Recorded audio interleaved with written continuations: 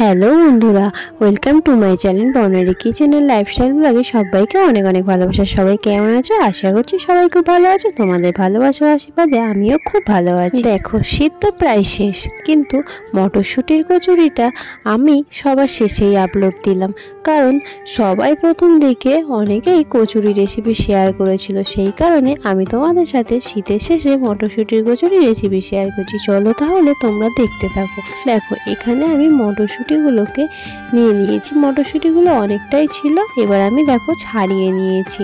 তো ছাড়িয়ে নেওয়ার পর এটাকে আমি একটু জল দিয়ে ধুয়ে নেব। দেখো, ধুয়ে নিয়েছি, আর কয়েক টুকরো আদা আর কয়েকটা কাঁচা লঙ্কা নিয়ে নিয়েছি। এবারে আমি মিক্সিতে এগুলোকে একটা পেস্ট বানিয়ে নেব। তো এতে আমি অল্প পরিমাণ একটু জল দিয়ে দিলাম। তো দেখো, আমার পেস্টটা করা কমপ্লিট হয়ে গেছে। তো আমি তোমাদেরকে একটু দেখিয়ে দিই যে আমি কীরকমভাবে পেস্টটা কতটা ঘনত্ব বা কতটা পাতলা আছে। দেখো, এরকম পেস্ট বানিয়ে নিয়েছি। তো চলো বন্ধুরা, সম্পূর্ণ ভিডিওটি দেখতে থাকো। তোমাদের কাছে একটাই রিকোয়েস্ট, তোমরা কেউ স্কিপ করে দেখো না। আমি অনেক দিন পর ভিডিও আপলোড দিলাম। তো দেখো, কড়াই গরম হয়ে গেছে, কড়াইতে সর্ষের তেল দিয়ে দিলাম। তো তোমরা চাইলে রিফাইন তেলও দিতে পারো। এবারে দেখো, একটু কালো জিরে দিয়ে দিলাম। তো কালো জিরেটা দেওয়ার পর দেখো, আমি এবারে একটু হিং দিয়ে দেব। তো আমি এখানে অল্প একটু হিং দিয়ে দিলাম। তো এটাকে আমি হালকা একটু ভাজা ভাজা করে নেব। দেখো, এটাকে আমি একটু নাড়াচাড়া করে নিচ্ছি। এবারে আমি এর মধ্যে মটরশুঁটির পেস্টটা দিয়ে দেব। দেখো, এবার আমি এর মধ্যে মটরশুঁটির পেস্টটা দিয়ে দিলাম। দিয়ে এটাকে কিছুক্ষণ ধরে খুব ভালো করে নাড়াচাড়া করে। মটরশুঁটির কচুরি খেতে আমার তো খুবই ভালো লাগে। তো এভাবে পুরটাকে আমি রেডি করে নেব। শীতের সময় মটরশুঁটির কচুরি আর নতুন আলুর দম খেতে খুবই ভালো লাগে। নিরামিষ একটা খুবই ভালো একটা রেসিপি। তো নিরামিষ দিনে এই রেসিপিটি খেতে খুব ভালো লাগে। কোনো উপোস টুপোসের সময়ও এটা খেতে খুবই ভালো লাগে। দেখো, পুরটা কিছুক্ষণ নাড়াচাড়া করে নেওয়ার পর এবারে আমি এতে অল্প একটু চিনি দিয়ে দেব। তো অল্প একটু চিনি দেওয়ার পর এবারে আমি পরিমাণ মতো নুন দিয়ে দেব। তো দেখো, নুন আর চিনিটা আমি পরিমাণ মতো দিয়ে দিলাম। দিয়ে এবার আবারও কিছুক্ষণ এটা ভালো করে নাড়াচাড়া করলে আমার পুরটা রেডি হয়ে যাবে। দেখো, এভাবে একটু কিছুক্ষণ নাড়াচাড়া করে নেব, আর যখনই পুরটা রেডি হয়ে যাবে অটোমেটিক এটা কড়া থেকে ছেড়ে আসবে। তো দেখো, পুরটা দেখেই বুঝতে পারছো আমার পুরটা পুরোপুরি রেডি। তো এবারে আমি একটা পাত্রের মধ্যে পুরটাকে আমি নামিয়ে নেব। তো চলো বন্ধুরা, তোমরা সম্পূর্ণ ভিডিওটি দেখতে থাকো। দেখো, পুরটা আমাদের রেডি হয়ে গেছে। একটা পাত্রের মধ্যে নামিয়ে নিয়েছি। এবারে ময়দাটা মেখে নিতে হবে। তার জন্য পরিমাণ মতো লবণ আর অল্প একটু চিনি দিয়ে আর অল্প একটু তেল দিয়ে, রিফাইন তেল দিয়ে এটাকে ময়াম দিয়ে নিতে হবে।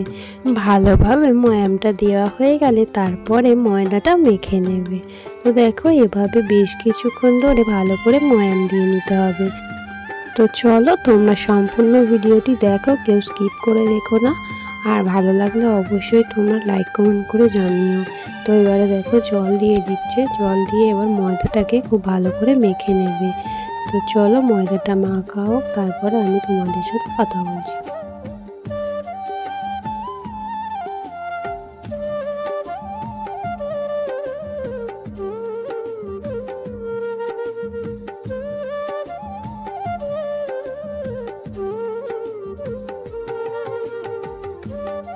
দেখো, ময়দাটা মাখা হয়ে গেছে। এবারে লেচি কেটে নিচ্ছে।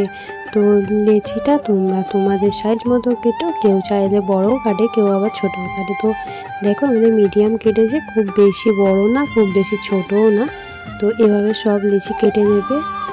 তো আমার চ্যানেলে নতুন বন্ধু হয়ে থাকলে অবশ্যই আমার চ্যানেলটি সাবস্ক্রাইব করে পাশে থাকা বেল আইকনটি ক্লিক করে রেখো, আর নোটিফিকেশানটা অবশ্যই অল করে রেখো, যাতে পরবর্তী ভিডিও নোটিফিকেশান খুব তাড়াতাড়ি তোমাদের কাছে পৌঁছে যায়। আর দেখো, এবারে সব লিচি কাটা কমপ্লিট। এবারে এগুলোকে পুর ভরে নেবে। তো এভাবে যেমন পিঠে বানায় সেভাবে দিয়ে, আর মুখটাকে এভাবে চেপে দিয়ে এভাবে হাত দিয়ে গোল করে নেবে। পুর ভরাটা কিন্তু একটু ঝামেলা আছে। পুরটা যদি ঠিকঠাকভাবে না দেওয়া হয় তাহলে কিন্তু বেলার সময় বেরিয়ে যায়, আর ভাজার সময়ও এর মধ্যে তেল ঢুকে গিয়ে ভাজাটা খুব ভালো হয় না। দেখো সবগুলো পুরভরা রেডি হয়ে গেছে। চলো এবারে গ্যাসে কড়াইটা বসিয়ে দিই। দেখো কড়াইটা বসিয়ে দিয়েছি, কড়াইয়ের মধ্যে দিয়ে দিলাম রিফাইন তেল, যেহেতু এটা রিফাইন তেলেই ভাজাটা হবে।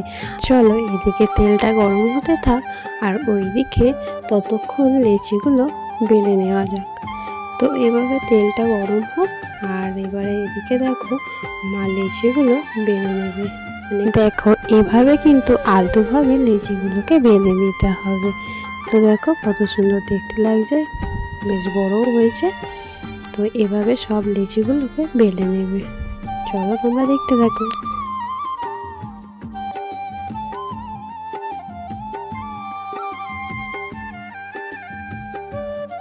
দেখো এখানে সব লেচিগুলো বেলে নেওয়া হয়ে গেছে। তো দেখো এখানে কিছুটা আছে আর এখানেও বাদবাকিটা আছে। তো লেচিগুলো সব বেলে নেওয়া হয়ে গেছে। তো চলো এবারে ভেজে নেওয়া যাক। তো দেখতে কত সুন্দর লাগছে দেখো, আর একেবারেই ফুলেছে, খুব সুন্দর ফুলেছে। দেখো বেশ বড় বড়, আর দেখতেও কি ভালো লাগছে, আর খেতে তো খুবই ভালো হয়। মটরশুঁটি কচুরি খেতে খুবই ভালো লাগে। তোমাদের কার কেমন লাগে অবশ্যই কমেন্ট করে জানিও। আর সবগুলোই বেশ সুন্দর ফুলেছিল। আমার চ্যানেলে নতুন পুরানো সমস্ত বন্ধুদের অসংখ্য ধন্যবাদ ও ভালোবাসা। সবাই এভাবেই পাশে থেকো, আমিও তোমাদের পাশে সবসময় ছিলাম, আছি আর থাকবো। দেখো এভাবে একে একে সব কচুরিগুলো ভেজে নিতে হবে। আর কচুরিগুলো কিন্তু প্রত্যেকটাই খুব সুন্দর ফুলেছিল আর বেশ বড় বড়ও হয়েছিল। দেখো সবগুলো কত সুন্দর ফুলেছে।